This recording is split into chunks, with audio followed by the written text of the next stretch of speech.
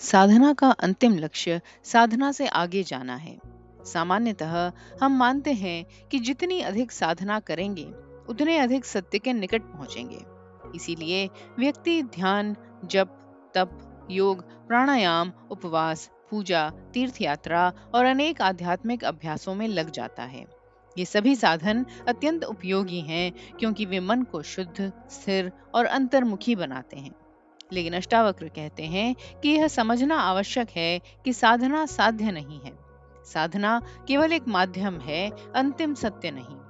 यदि साधक साधनों को ही अंतिम उपलब्धि मान ले, तो वही साधन भी एक नए बंधन का कारण बन सकते हैं। अष्टावक्र के अनुसार आत्मा कोई ऐसी वस्तु नहीं है जिसे अभ्यासों के द्वारा बनाया या प्राप्त किया जाए। आत्मा तो पहले से ही पूर्ण, शुद्ध और मुक्त है। साधना का कार्य आत्मा को उत्पन्न करना नहीं, बल्कि उस अज्ञान और मानसिक अशुद्धि को हटाना है जो उसके अनुभव में बाधा बन रही है। जैसे दर्पण पर जमी धूल को साफ किया जाता है ताकि उसमें प्रतिबिंब स्पष्ट दिखाई दे सके, वैसे ही साधना मन को निर्मल और शांत बनाती है। लेकिन धूल हट जाने के बाद यदि कोई व्यक्ति जीवन भर केवल दर्पण ही साफ करता रहे और उसमें देखने का साहस न करे, तो उसका उद्देश्य पूरा नहीं होगा। उसी प्रकार साधना का उद्देश्य मन को तैयार करना है ताकि साधक अपने वास्तविक स्वरूप को पहचान सके। अष्टावक्र विशेष रूप से सावधान करते हैं कि साधना भी अहंकार का सूक्ष्म आधार बन सकती है। यदि मन में यह भावना आने लगे कि मैं प्रतिदिन इतने घंटे ध्यान करता हूँ, मैंने इतने वर्षों तक तप किया है, मैं महान साधक हूँ, या मैं दूसरों से अधिक आध्यात्मिक हूँ, तो साधना आत्मज्ञान का साधन न रहकर अहंकार का आधार बन जाती है। तब व्यक्ति बाहरी अभ्यासों में तो आगे बढ़ता दिखाई देता है, लेकिन भीतर मैं की पकड़ और मजबूत हो जाती है। यही कारण है कि अष्टावक्र बार बार कहते हैं कि मुक्ति किसी विशेष अभ्यास की उपलब्धि नहीं, बल्कि सभी कृत्रिम पहचानों के विसर्जन से होती है। जब मन पर्याप्त रूप से शांत और परिपक्व हो जाता है, तब एक ऐसा क्षण आता है जहां साधक को स्वयं साधना से भी आगे बढ़ना होता है। इसका अर्थ साधना का तिरस्कार करना नहीं है, बल्कि यह समझना है कि अब साधन अपना कार्य पूरा कर चुके हैं। जैसे नदी पार करने के लिए नाव आवश्यक होती है, लेकिन दूसरे किनारे पहुंचने के बाद नाव को सिर पर उठाकर चलना बुद्धिमानी नहीं है।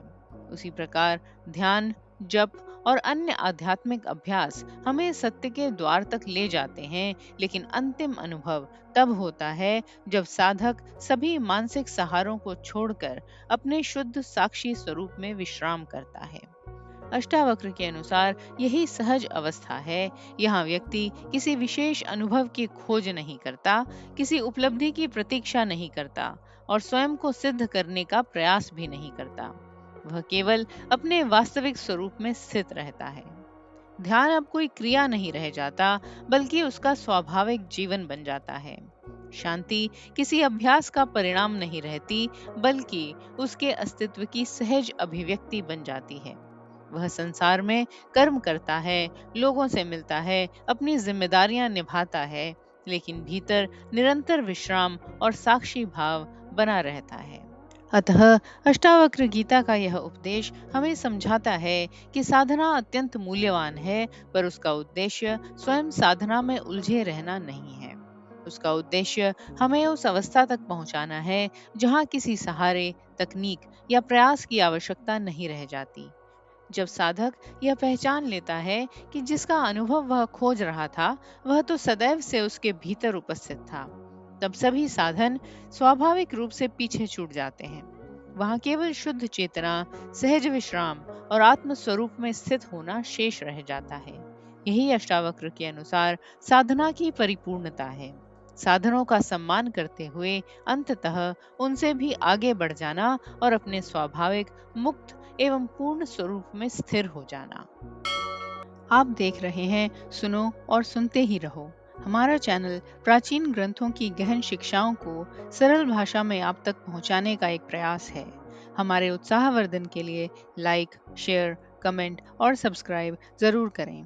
यदि आप इस मिशन में सहभागी बनना चाहते हैं तो चैनल ज्वाइन करें और इस यात्रा में हमारे साथ चलें।